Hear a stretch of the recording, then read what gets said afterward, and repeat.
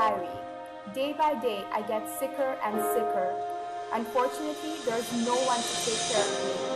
I give but never get anything in return. I will admit, some do care, but not enough for me to heal. Thing is though, sometimes the small things go a long way. If only everyone understood that.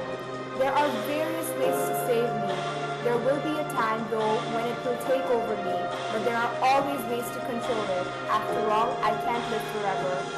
The cold parts of me are melting and the warm parts of me are getting hotter. People are dying and severely suffering, but the worst part is, I too am suffering. Love always, Planet Earth. Misery, death, extinction, destruction, jubilees, starvation, disastrous, detrimental.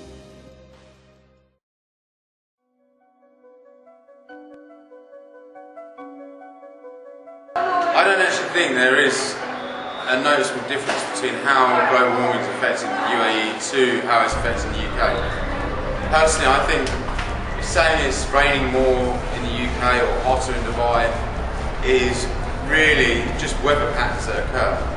I'm not sure if it's actually purely global warming, so I don't personally notice any difference between how it affects Dubai to how it affects the UK.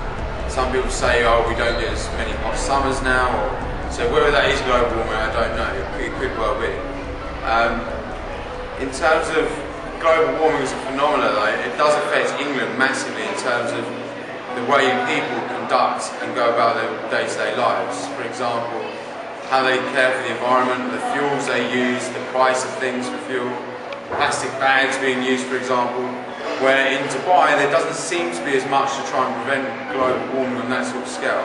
So in terms of the difference to what people do, seems to be more, there seems to be more awareness in the UK and more effort to limit global warming than there is in Dubai. However, I think Dubai is now starting to do certain things to sort of catch up. But in terms of can I notice any differences in the country in terms of the weather and things, I don't really think that's a huge thing.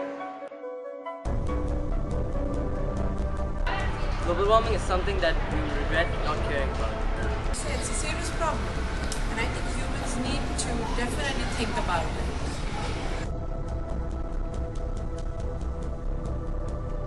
We should use less electricity and do not waste too much water. To prevent us by global warming, we should not litter on the ground, not litter on beaches, not litter in the sea, and not litter on the road. Okay.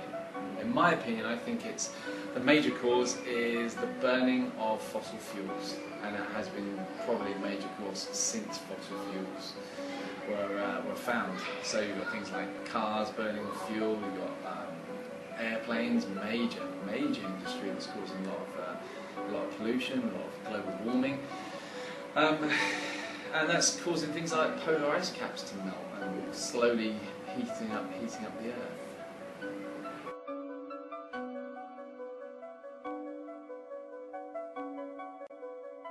Well, I think we've already started as a human race to find ways to combat the global warming issue. Scientists are doing more and more research as to the speed of global warming. So I think as a human race, we will slow down the process because we'll find different ways to make the world run more efficient energy systems. But I don't think we're ever going to prevent it from happening, because things like fossil fuels make a lot of money for economies across the world, and until they actually run out, I think the temptation to keep selling them and making money will be too great for different countries and the economies of those. So, do I think it'll ever stop? Possibly not, sadly, but I think it will slow down. But one day it will certainly be a little bit warmer in England, so maybe that'd be a good thing.